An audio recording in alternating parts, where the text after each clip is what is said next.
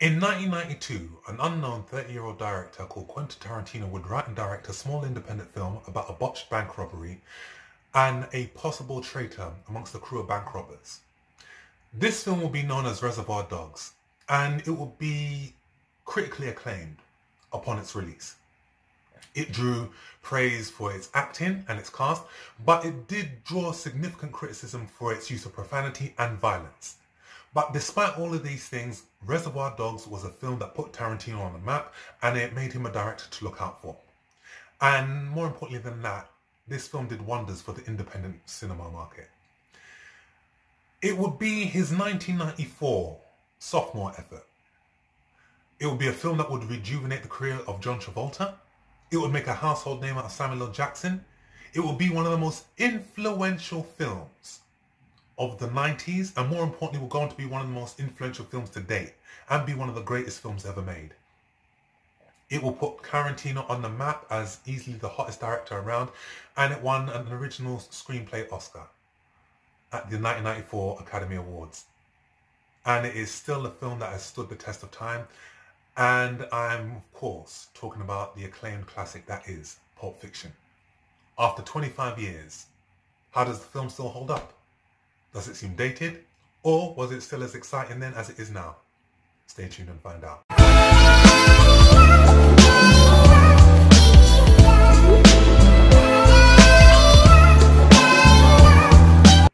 Pulp Fiction was released in 1994 and was written and directed by Quentin Tarantino, and it features an ensemble cast, including John Travolta, Uma Thurman, Samuel L. Jackson, Bruce Willis, Tim Roth, Harvey Keitel, Ving Rhames, Christopher Walken, and in a supporting role, Bruce Willis.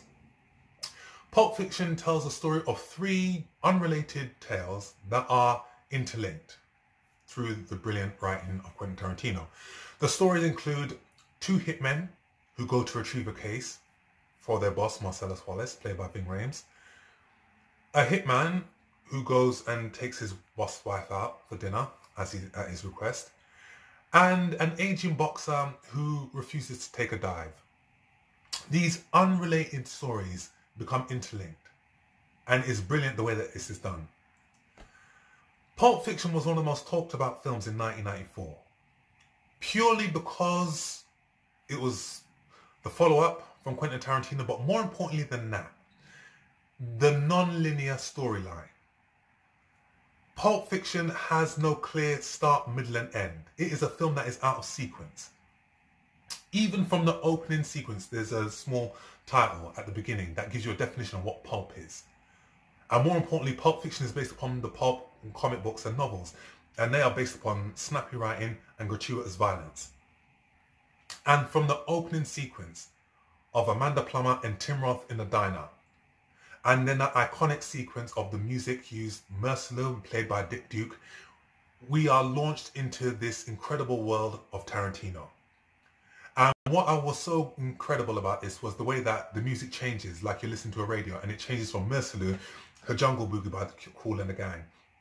And we are launched into this world of incredible characters, and we are launched into a world that is trademark Tarantino.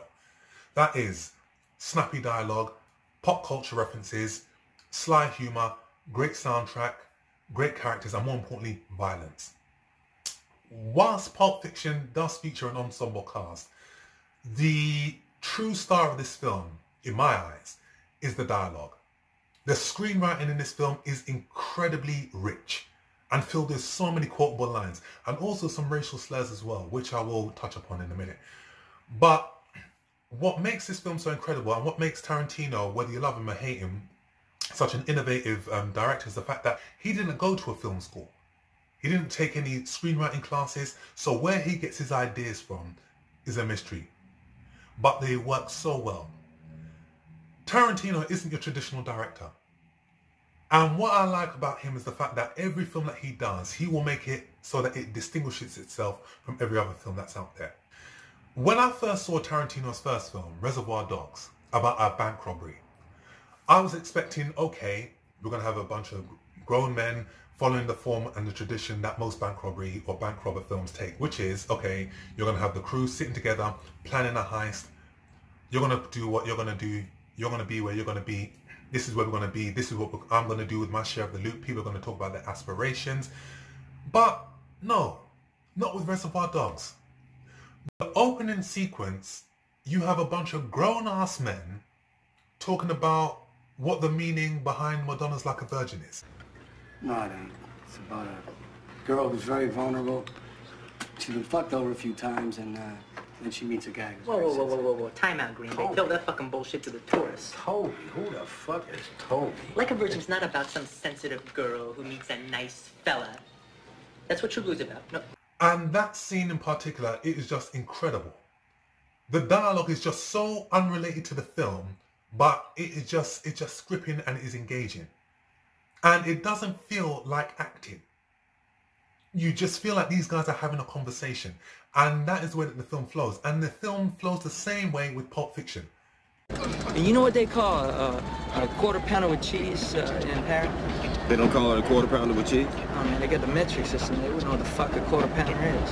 And what do they call it? They call it Royale with cheese. Royale with cheese. That's right. And it is such a quotable line that after that you just have quotable line after quotable line and memorable experience after memorable experience, which includes the Ezekiel 25:17 speech, the dance-off between Mia Wallace and Vincent Vega, the bad motherfucker wallet, the pawn shop sequence. One of my favorite scenes, and it's just a quirky scene, is where Vincent Vega takes out Mia Wallace. Elvis man should love it. Come on, man, let's go get a steak. You can get a steak here, Daddy-O. Don't be a... Oh, after you, kitty cat. Let's talk about the cast in this film. Tarantino has assembled an incredible array of actors who at that time, some were known, some were unknown. And again, give credit where credit is due. Tarantino is one of those directors that if you star in one of his films, he will get the absolute best out of you. Case in point, the three main actors in this film, Uma Thurman, Samuel L. Jackson, John Travolta, all were Oscar nominated. So he knows how to draw out a good performance from people. He is truly an actor's director. John Travolta as Vincent Vega would have seemed a very, very weird choice. Because at the time, in the 70s, John Travolta was the hottest actor around. He won an Oscar nomination for Saturday Night Fever for Best Actor. And then he solidified his status as one of the hottest actors around with his follow-up as Danny Zuko in Grease. But then in the 80s, his career faded out. He started in a string of flops, but he did have somewhat of a comeback when he started in Look Who's Talking with Kirstie. But the subsequent sequels that followed after that didn't do his career any favours. But as Vincent Vega, he is back on mesmerising form. I've always said that Vincent Vega is a combination of two of Travolta's most iconic characters. If you take Tony Manero from Saturday Night Fever, and you take Danny Zuko from Grease, and you combine the two, you get Vincent Vega, the charismatic but charming hitman, and who was quite funny at times. And Travolta easily deserved the Oscar nomination that he got. Samuel L. Jackson as Jules Winfield, again, his best role to date. Even though we now know Samuel L. Jackson from his work on the Marvel films, Samuel L. Jackson has been in the game a very, very long time. And he has starred in a variety of films. He was in Patriot Games, he was in Coming to America, he starred in Jurassic Park, he starred in True Romance, so he's done a variety of films. But this is the film that put him on the A-list and earned him a Best Supporting Actor Oscar nomination. And he was just incredible as Jules. Very funny, very charming, and the girl very menacing.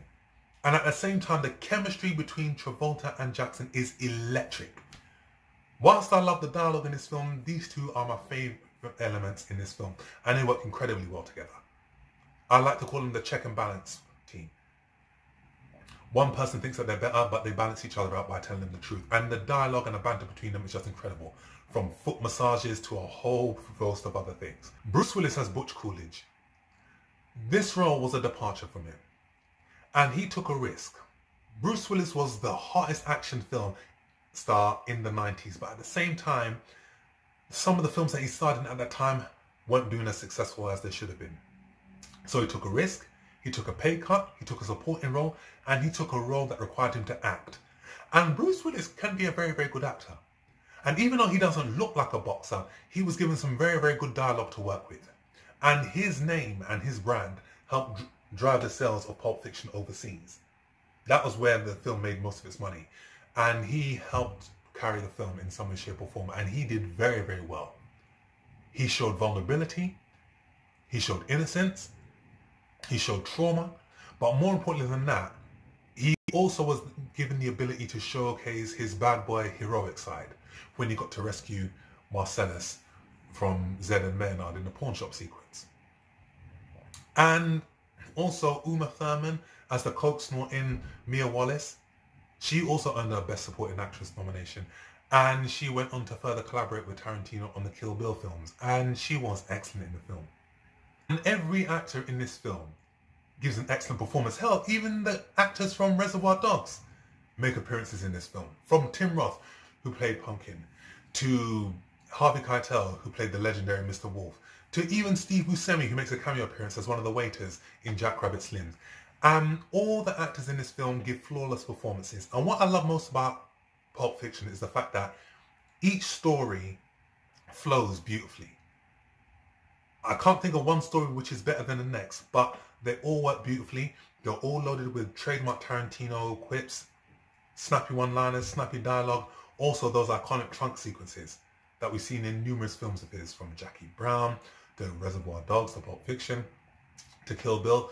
We've seen them all the time. And also the film runs at 2 hours and 20 minutes. So you're talking about 140 minutes, but the film flows beautifully. It doesn't drag, which is in stark comparison to Tarantino's most recent effort, Once Upon a Time in Hollywood, which, as engaging as it was, the film just dragged. There is no musical composer in Pulp Fiction, but Tarantino knows how to assemble a soundtrack. And the soundtrack in this film is just mesmerizing, and the musical compositions that are added in this film add to the film beautifully, and they are placed at the right time. You have different musical pieces. You have Merceloon, played by Dick Duke, and then in stark comparison you have your surf music, you have Dusty Springfield, Son of a Preacher Man, you have Al Green, Let's Stay Together, you have Urge, Overkill, You'll Be a Woman Soon, yeah. Different musical compositions, and they all are placed at the right time. And it is as diverse as the cast that Tarantino has assembled for the film. I said at the very beginning that Pulp Fiction is draws its inspiration from pulp comics, where you've got snappy dialogue and violence. And there are some jaw-dropping scenes of violence in this film. The jaw-dropping scene that I'm talking about, and you all know what I'm talking about, is the pawn shop sequence, where Butch and Marcellus, played by Ving Rhames, are held hostage by Maynard and Zed.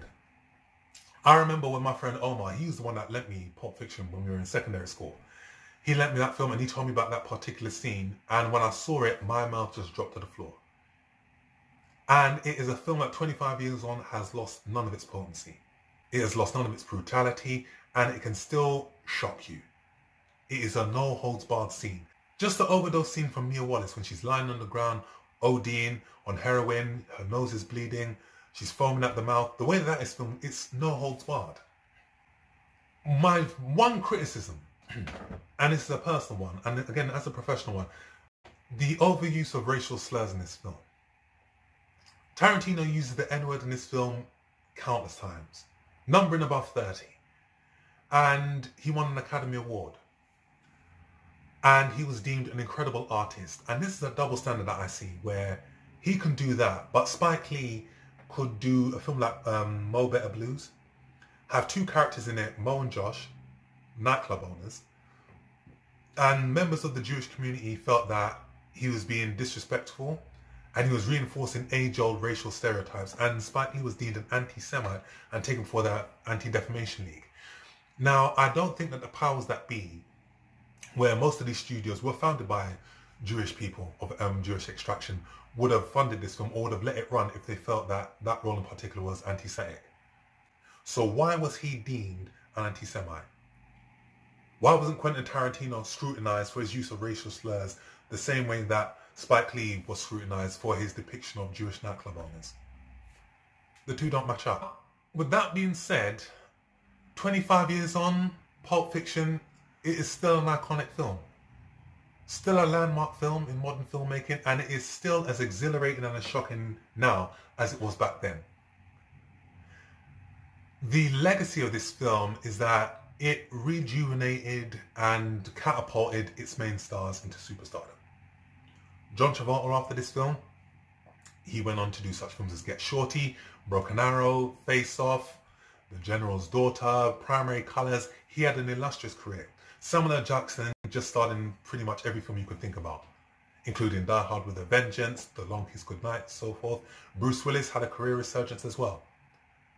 And even Harvey Keitel, his iconic Mr. Wolf character, is now in those insurance adverts, Direct Line. It's just incredible how they've utilised that character. Pulp Fiction is, again, one of the most significant films of its era. It tops the list of countless film critic awards in terms of the greatest film ever made. And rightly so. Pulp Fiction is an incomparable film. It has spawned a host of imitators, including Doug Liman's Go, and also a film that was made in 2010 by Noel Clarke, 4321. And these films all have one thing in common in terms of non-linear storytelling and interlinking unrelated events. And it's influenced a whole generation of films, even Magnolia in terms of its ensemble cast, even Boogie Nights when it was released in 1997. I remember one of the critics saying that it is a cross between Goodfellas and Pulp Fiction, just in terms of its energetic filmmaking. And they always say that imitation is the highest form of flattery. And you know you have done something special when you have been spoofed by one of the greatest cartoons ever devised. Donuts. Hey, I know you. Hey. Hey. Hey.